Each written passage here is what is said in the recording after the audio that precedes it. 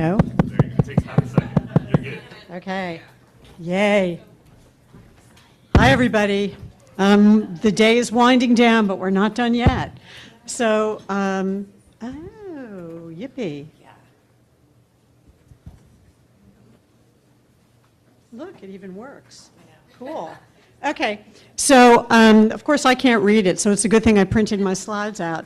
So I'm Laurie Soman with Lucile Packard Children's Hospital at Stanford. We've got this wonderful panel of Nancy Netherland from Family Voices, who you've met, and Mira Morton with California Children's Hospital Association. So they are very expert in this stuff, and I'm really glad they could join us. So my job is to provide a brief overview of the CCS program. What is it, and why should we care about it? So let's get started here. So what is CCS? So first I would say, just let me introduce this by saying that when CCS works the way it's supposed to, and that's an important caveat, when it works the way it's supposed to, but when it does, it is a bright spot on the horizon of healthcare for kids with special healthcare needs in our state. It can seem fairly miraculous in terms of making sure that kids actually get to the quality pediatric specialty care that they need. And it has been doing that for a very long time. So in fact, if you look at that slide, you will know that CCS is in fact a public health program that was established in 1927. I wasn't even born then. And it was established to cover children's care during the polio epidemic and to keep families from sliding into bankruptcy, trying to take care of their kids.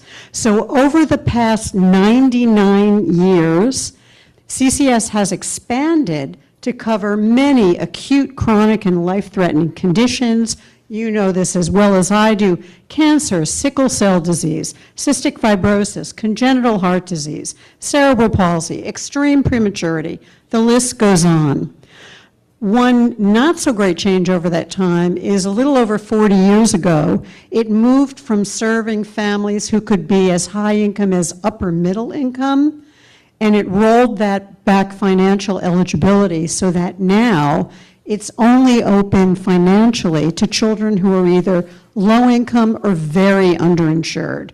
So enrolled in Medi-Cal, they have family incomes below $40,000 a year, or they have CCS medical costs, CCS-related medical costs that would end up costing the family more than 20% of their annual adjusted gross income. So these are very low income or extremely underinsured families. So that's CCS. Why is it important? Why should we care about it? And it has two critical missions that may seem very different, but they work together. So the first is an individual focus.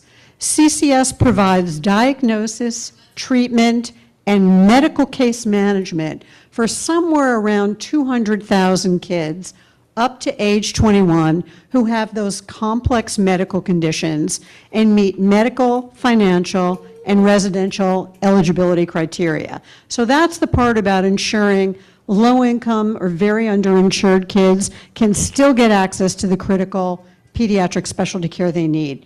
But the second focus is a systems focus. So the program at the state level sets treatment standards for pediatric specialty care that actually define our state's high-quality pediatric system of care, and that benefits all kids, right?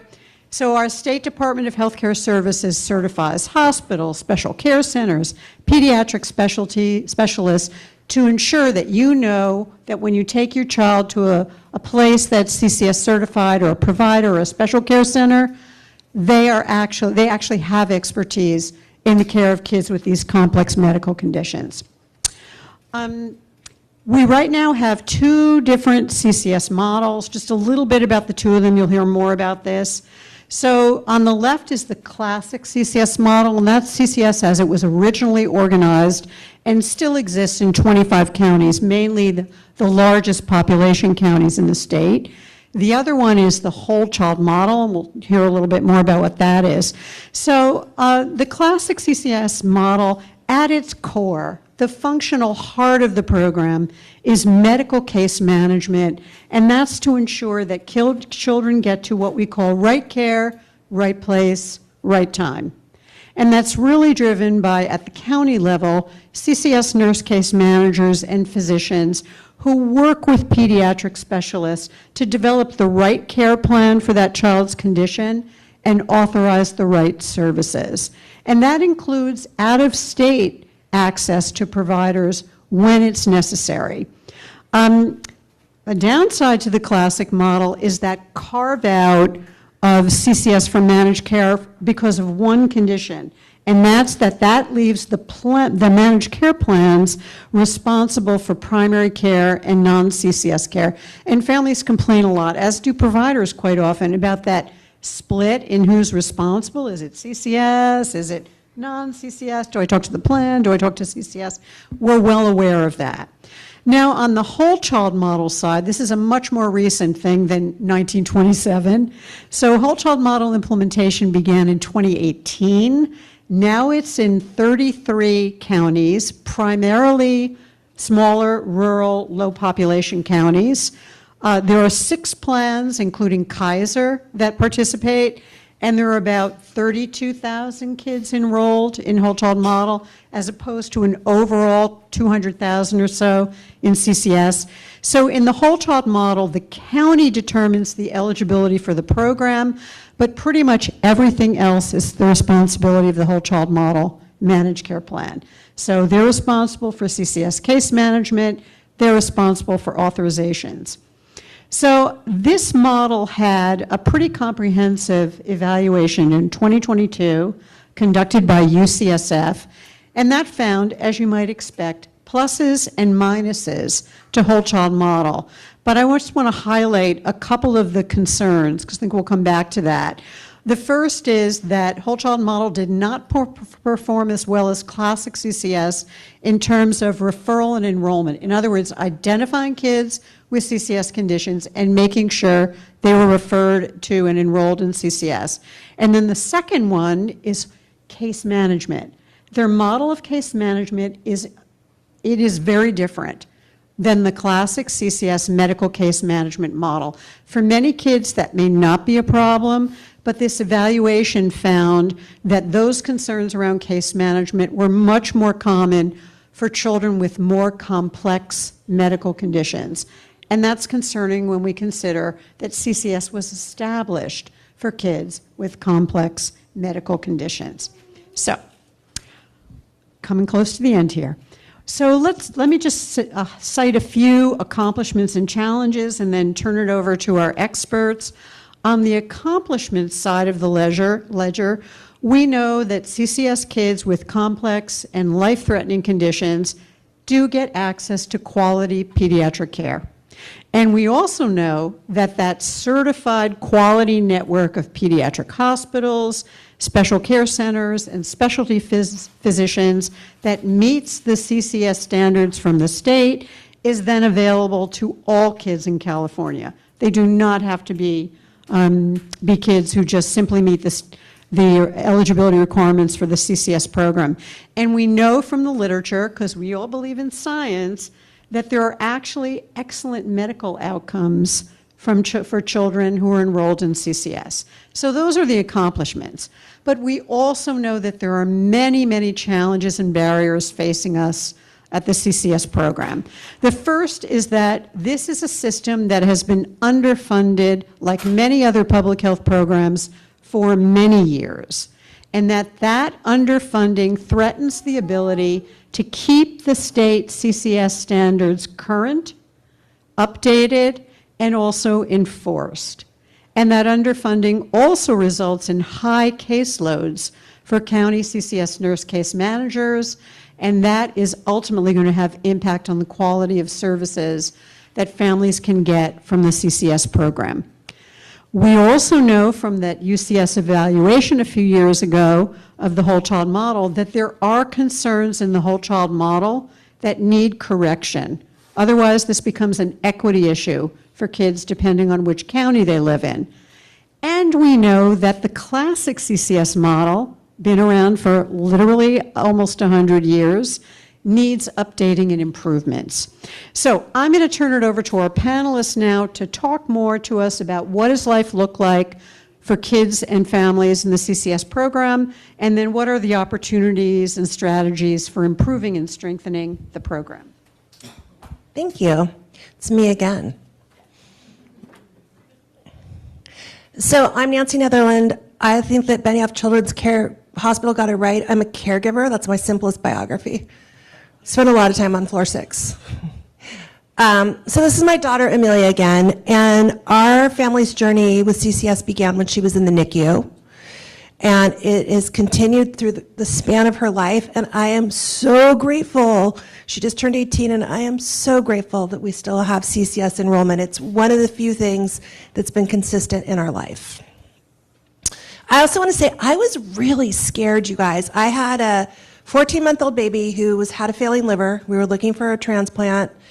Had a liver disease that was untreatable. I was like traveling around trying to find people who were doing pediatric liver research trials because it was a Hail Mary. And then my son's sister was born. And so the social workers called me and they were like, your child's got a sibling, what do you think? And I was like, totally ridiculous. I was like, how hard can 2 babies be? And they were like, we want to tell you about this child. And I was like, wow, okay. So, but I was really, really scared. And it really helped me when I found out that Amelia was enrolled in CCS. Like it really, I didn't know what CCS was, but I knew it was a good thing. Like they met me and they were like, you know, she got enrolled in the NICU.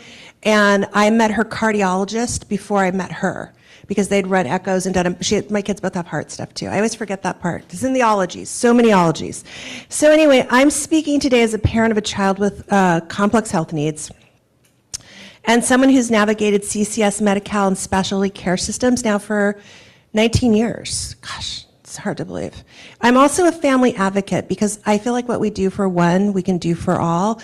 And I don't want a system that just fixes for my child. I want the system to work for all of our kids. And I want it to work for people who don't have my privilege of many types. So when CCS works well, it stabilizes families and it keeps our kids healthy. And it connects families to pediatric specialists, and it builds care plans, and it creates a structure for managing complex care conditions. And when it works well, that early connection to specialty care can stabilize a kid's trajectory and support families in bringing children home. I think we had like 3 or 4 specialists before I brought Amelia home from the NICU. And I was really naive. I didn't realize how good I had it. And then I got to find out by having a kid without CCS. So I contrast. At the same time, it also means that we're entering these really complex systems of care like immediately. Like we meet maybe sometimes before we even meet our kids. And we're going to learn, we get to navigate those. I want to talk about what CCS gets right. So from my perspective as a parent, I want to talk about what CCS gets right. We have classic CCS, so I can only speak to classic CCS. I really can't say enough good things about classic CCS. I'm going to say some bad things too, but I have a lot of good things to say. One of the things about classic CCS is we have people who really get pediatric medical specialties. And Jessica and I were joking that our kids are like, we have all the ologies. My daughter's got like 25 medical specialists, and CCS gets it. It's one of the only parts of the system where I don't have to explain like the difference between gastroenterology and hepatology and why we have that, or why we have 3 different types of endocrinologists. You know, like they get it in a way that is pretty startling. They also provide continuity. There's a continuity that happens with classic CCS. So again, I can only speak to classic CCS. And that infrastructure is a relationship. I have a relationship with CCS. I want to say this really briefly. I don't know how it happened, but we were going in for this really huge emergency situation. Super scary, really dire, and somehow someone changed I think I adopted Amelia like 3 or 4 years before, and somehow they made her birth mom, who'd never had custody, her medical guardian. And so we're like literally poised to go in and we're like ambulance or not ambulance. Like it was a really big deal. I could call my CCS caseworker because we had that much continuity, and I was like, what do I do? And they called Shasta County, which is where my daughter was adopted, and they got a hold of someone. And by the time I got to the hospital, you know, it took like, I don't know, however many hours to get through the ED. But once we got admitted, they'd fixed it. And that was because I had a relationship and they knew my kid. I didn't have to explain like 400 things. They were like, we know you. We've been with you since the NICU. So I want to talk about that because that matters. And when we look at new systems and we look at reform, those relationships are critical. And they really make a difference in terms of what happens to our kids and the burden we face as caregivers. So this is Amelia again. If you were here earlier, Amelia arrived as a medically complex infant, and she was already connected to pediatric specialist. And again, I didn't realize how good I had it. Like, I was like, oh, check it out. We have Dr. Curio in cardiology. Great. You know, like, it made it so much easier in a really hard time. And I was really held by this system that saw our family. And that's something that CCS does really, classic CCS does really well. It creates access to specialty experts, and it builds care teams around complex conditions. And it makes it possible for children like Amelia to get highly specialized care over time. So I'm super bad with directions. Left, sorry. that was a cliffhanger. On the left-hand side of the diagram, you're gonna see a list of medical specialists. It's 28. So that didn't start that way. It started with 4 or 5. But because of CCS, we've been able to really scaffold onto a structure of medical specialty. The other thing I just wanted to say that I loved so much is I loved CCS Medi-Cal RX. Well, it wasn't Medi-Cal RX, but I loved CCS Pharmacy, and we recently changed to Medi-Cal RX, and I know I've talked to a couple of families in the room. It's been a bumpy ride. So you know how it is sometimes, like, you don't know how good you have it till you don't have it? And so I just want to wax lyrically about the love that I have for CCS Pharmacy. Just in the background, I'm still like loving it. But all joking aside, I had no idea how complex it was to get pre-auths. My daughter has home infusions. You know, she has these medications that we just did an inventory. She's got 90 meds. Some are PRN, some are standing. And it was so easy. It was so easy with classic kind of CCS Pharmacy. So moving right along. I don't need to go into this. I mean, what we experience day to day is what everyone's talked about. We juggle all the things. Lots of specialists, therapists, schools, Medi-Cal coverage, hospitalizations, follow-up care coordination, et cetera. I mean, we've had all the things. And I have to say, too, like, getting OT, both my kids need occupational therapy. Getting OT through CCS has been much easier than getting it just in the wide world of other types of Medi-Cal. Okay, so here, I know you guys, if you know me, you know I've got suggestions. So CCS, one of the things that I have a little beef with, it's not just CCS, I'm very consistent, is we've been left out of a lot of the evaluations and the planning and implementation. So I remember going to this thing in Sacramento, it was like a report on the whole child model CCS evaluation. And they didn't talk to families. And I was like, what? Like, I was still kind of naive then. I was like, how can you have evaluation and not talk to families? It's a question I still ask. So I think this is not just CCS, but I'm going to pick on CCS because I'm here. I think that CCS families were often absent from program redesign discussions. We're not always at the table for implementation planning from the ground to the state level. We're not always included in looking at quality measurements and metrics. What matters to us? What do we want measured? What do our families need to know about the success of those programs? Like, I want to know, like, is it clinically successful? Is it worth my time to have my kid in a program? How does it matter? Is my kid going to, be healthier? Is she going to have more days doing things that kids do? And we're also not there for system evaluation. So I think this is an exciting time because I think oftentimes I feel like we're consulted after decisions are made rather than being in the discussions that shape the decisions that impact our kids' lives. These are our benefits. The benefits exist for our kids, not the other way around. So it's an invitation to flip the narrative of how we create things. I'm going to go right through this. Okay, because I just wanted to, so moving forward, I think CCS needs to have more of a family perspective. And I think the part of the family perspective is there are things that are great. And when I talk to families in CCS, there are things that we love. So things like access to pediatric specialty expertise. When you talk to a CCS case manager, at least Classic County, like, they can keep up. They know the things, they teach you things. They are their whole career has been focusing on specialty care. and they understand what it is to get specialty care at a really deep and broad level. There are amazing provider networks, and there's continuity of care. I think we can strengthen family participation. I would like to see increased transparency around program changes, and then also feedback mechanisms that reflect caregiver experience. So this is about aligning the system more closely with how it's used. Okay, I've got a wish list. You guys. So I never thought I'd be doing policy work, you all. I was really like, I'm going to get my one kid a new liver, and this other kid's going to be sick for like a year, and I'm just going to keep it moving, and I'll be helpful for those couple of years. So I did not plan on any of this, but here I am. So now I have policy things that I love.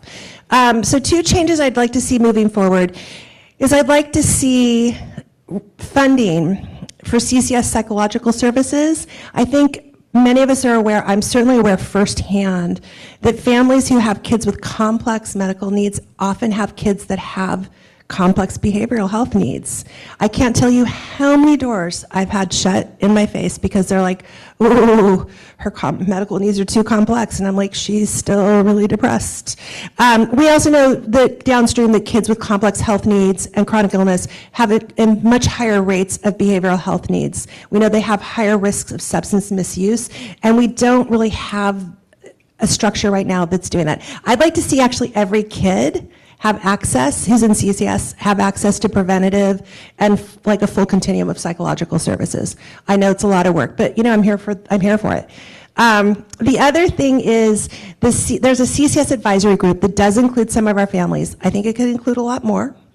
I'm going to say that quite clearly. And right now, that group, there's legislation. That legislation's expiring. So there is efforts to continue the CCS advisory group and through legislation, and also to see how we can make sure that some of those dynamics about representation can occur through that group. And then that's it. I just want to say, though, that this is Amelia today, and I literally don't think she would be here if we hadn't had CCS. I could not have navigated the system in those early years without the support I got through CCS, which is why I feel like I want to criticize it and improve it. And Mira's got some great ideas of how to do that. Thank you all. I'm Mira Morton, Vice President of Government Affairs for the California Children's Hospital Association, and I'm here today primarily as an advocate. And I just want to quickly, I need the clicker too. Sorry.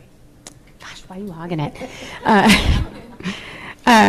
So I actually rethought some things, so we'll kind of jump through the first couple of my slides. But what I really want to talk about today is just what we have been focused on for the last 10 years, which is actually when I entered this space, when I started at CCHA, and then what I think we will need to be focused on over the next 5 to 10 years. And there's a number of opportunities for families to be engaged in that process. Not enough, as Nancy points out, and that'll be one of the areas where we try to work. But I just want to kind of give you a sense of the initiatives that have been underway and are going to be underway that will impact and could impact CCS and what we're kind of focused on.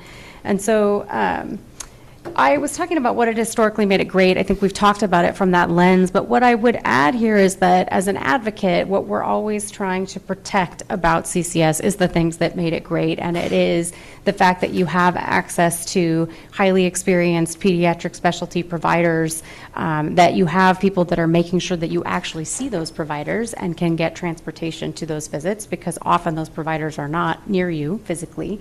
And recognition that each child's needs are unique. I think it's been touched on a little bit, but this has been a really growing challenge, and particularly in whole child model counties, plans tend to work at population level and kind of the averages, and no CCS kid is average, so that is a challenge in those counties. And just making sure that those rigorous provider standards are upheld at the state level, with dedicated medical case management. So at all levels, we're trying to protect and prioritize those things as the state continues to evolve. And I would also just say not letting CCS and pediatric specialty care get lost in larger conversations. This is a small population, and even children at large can get lost in large conversations. And so it's our job as advocates, and your job when you act as advocates, which all families of CCS youth are advocates, to make sure that this population doesn't get lost in the shuffle. I'm going to skip that. I'm going to skip that.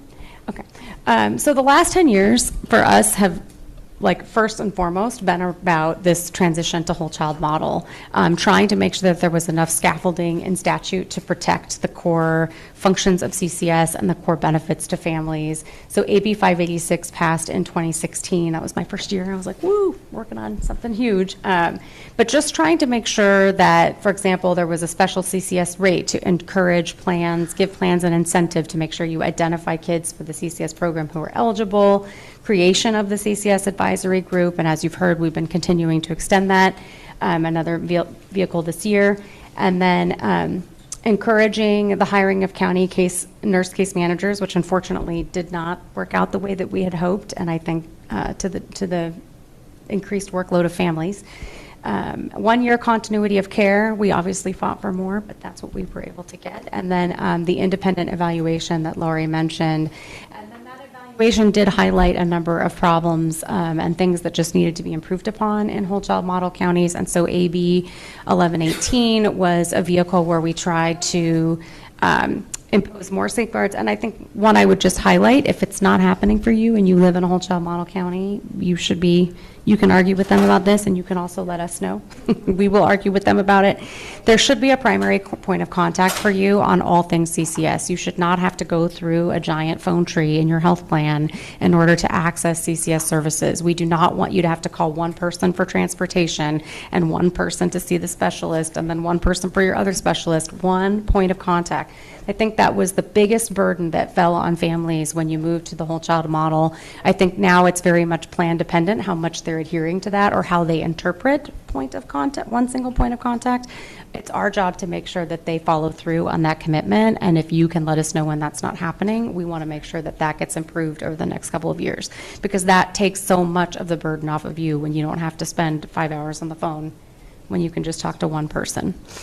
And also just health plans do not do medical managed case management. They just don't. That's not how they function. That's not really what they're designed to do. And so some of that work is going to fall to you, but if we can try to minimize burdens by making sure that you only have to talk to one person to do it, we help make sure that your children's care is better. All right. So that's been the focus for the last 10 years. And now we've started to have some new things. Actually, this is always going to be the challenge. Transitions to adulthood. A lot of conversations have been happening. It's always happening amongst advocates here. This is just a tricky thing, and it's tricky in classic CCS. It's tricky in whole child model. I think a lot of work, we have perennial conversations about, do we expand CCS to age 26? How do we do that? What is the political environment that we would need to have for that to be workable? How much would that cost? But I think everyone's very aware that kids are not ready to be managing their care, any child. But the more complex care you need, the more you really need support and scaffolding to make sure that you can manage that care. And as we know, we have prior authorizations now that we have a new Medi-Cal RX program with a statewide pharmacy program. Prior authorizations all reset when a child ages out of CCS. That's a huge burden for a family, a lot of things for a provider who's not used to maybe managing your specialty care. So we're trying to see if we can bridge that gap a little better with the state. And also just, and this is, I think, why it's the most perennial problem, is there's just not enough adult providers who are familiar with the conditions that you have, and they're not always available in your communities, and then you no longer have the scaffolding to help you get to see them. So this work will continue, and I think we can do a lot more than we've been doing in this space, but we know it's hard. Medi-Cal RX, which I have mentioned, is this started in 2022 statewide, where they created a statewide drug list for the entire state, and the state can now contract and negotiate with drug manufacturers statewide. So it gave them more leverage with drug manufacturers to negotiate better prices for the state. It also just creates a lot of standardization across counties and across plans. However, it creates a lot of burden for providers, because now there's prior authorization for anything that isn't standard, and almost everything that happens in CCS isn't standard. And as a result, you as a family will see delays and hiccups and lots of things that need to be troubleshooted. I've actually been troubleshooting one via email today, because there's just constantly things popping up around pharmacy that now we have to kind of nudge through the system that is designed for averages, not for exceptions, and that is, unfortunately, the CCS program.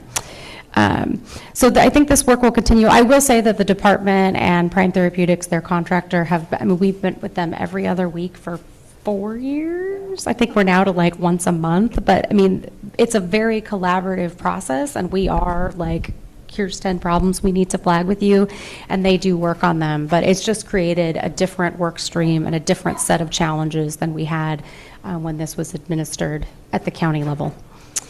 All right, Office of Healthcare Affordability. Huge growing emphasis on healthcare affordability for very good reason. Healthcare costs have been growing at a rate exponentially above what most families can afford. And a couple of years ago, the state established the Office of Healthcare Affordability. 2026 is the first year that providers will be held accountable for not having their own costs, their own spending on healthcare grow faster than, it's 3.5% for 2026, then it'll ratchet down to 3% over the next 2 years. And then hospitals specifically have their own target as well, so my members. And the target was set based on what they want to eventually close the gap between how fast costs grow for family and how fast income grows for families. But it's not set based on how much control providers, any section of providers or health plans has over how much their costs grow. And sometimes I think we worry that it's based on this idea that if cost growth exceeds that it's all inefficiency and waste. And unfortunately, there are reasons that costs can grow that aren't just about inefficiency. That's all right. We're all distracted. I'll talk faster. So costs can grow faster. So for example, you have a new drug enters the market, it can be life-saving for someone, but that cost is going to be exponential, and it will impact providers that treat a lot of high acuity kids like children's hospitals do. So there is a new patient and consumer forum on healthcare affordability. This is a more direct opportunity for families and caregivers. I know Nancy spoke at the last one, which was their inaugural meeting, but this, I think, is one forum among many where specialty needs and the fact that they cannot all be avoided through preventative care and early intervention care, that voice, that message really needs to be heard so that they remember you don't want to just drive down prices at the expense of access, and it will be those that need the most specialty care that really feel that. So that's a huge priority for us going forward. There's also a big conversation happening this year, 2026. The Future of Medi-Cal Commission was established by our former Secretary of HHS, Mark Galley, and former Newsom Chief of Staff, Anna Leary. And we actually do have the CEO of one of our children's hospitals, Lucille Packard Children's Hospital, Stanford, and then also a number of organizations, including Ann Coons, who spoke earlier, from CCHA, Children's Partnership, California, the County Health Executive Administrative Association, Disability Rights California, Children Now. So you have a lot of advocates on the advisory committee, but they're going to be basically trying to re-envision Medi-Cal over the next 10 years. We have a lot of impacts on the state financially from the passage of H.R. 1 last year in Congress, and we have a state budget that is not really on a sustainable trajectory. I think we're doing okay this year, but I think in the next couple of years, a lot of changes are going to have to happen. So making sure, again, that pediatric specialty care and that specialty care doesn't get lost in that conversation, which is going to be very focused. You have a lot of foundations that are very worried about preventative care investments for good reason, but you can't prevent genetic conditions. You can't prevent a lot of the things that have happened in your families, and we need to make sure that that doesn't get lost in that larger conversation.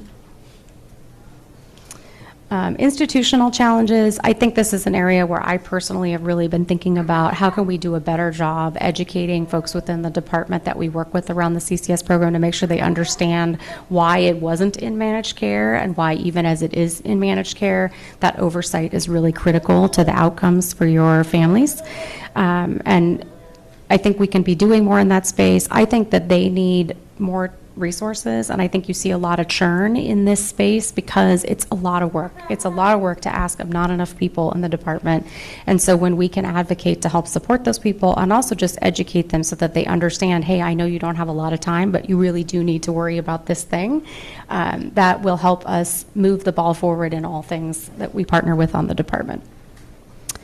So, in summary, 10 years. Better and more consistent education of the department and the legislature. I left them out, but they're critical. We need to include them. Fine-tuning forums, like Nancy mentioned, the CCS advisor group, making sure that it continues and also getting it to be more helpful, have more family involvement, and ensuring that the systems better reflect your feedback, and that making sure that CCS doesn't get lost in that larger conversation.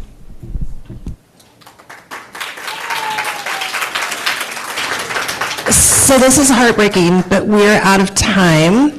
So, Lori, if you have any closing comments, we've got another speaker. We've run late today. And so I'm super happy to take any CCS questions after we wrap up. And I'll volunteer Lori and Mara as well. We love talking about CCS. It's like one of the greatest pleasures in life. But we're going to get ready for our next speaker.